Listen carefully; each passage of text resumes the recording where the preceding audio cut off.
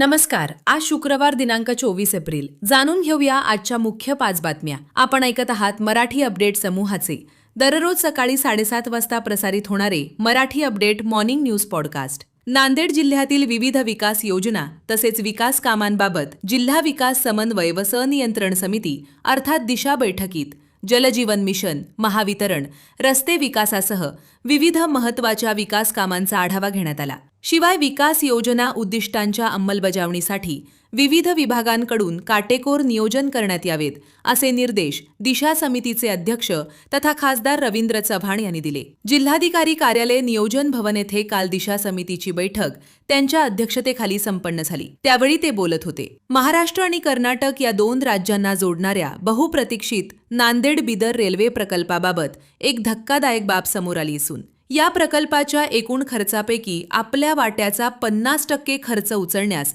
कर्नाटक सरकारने नकार दिलाय. कर्नाटक सरकारची ही भूमिका निराशाजनक व दोन्ही राज्यातील जनतेच्या अपेक्षांना हरताळ फासणारी असल्याची टीका खासदार अशोक चव्हाण यांनी केली आहे. नांदेड शहरातील तेहरी खून प्रकरणातील फरार असलेल्या शाहरुख उर्फ कबूतर व आवेज या 2 आरोपींना स्थानिक गुन्हे शाखेच्या पथकाने यापूर्वी हैदराबाद येथून अटक केल्यानंतर आता यातील फरार आरोपी साईलाला या स्थानिक गुन्हे शाखेच्या पथकाने उत्तर प्रदेशातील वाराणसी इथून अटक केली आहे. पंतप्रधान आवास योजना आणि रमाई आवास योजनेअंतर्गत पात्र ठरलेल्या लाभार्थ्यांना तात्काळ घरकुले उपलब्ध करून देण्यात यावीत.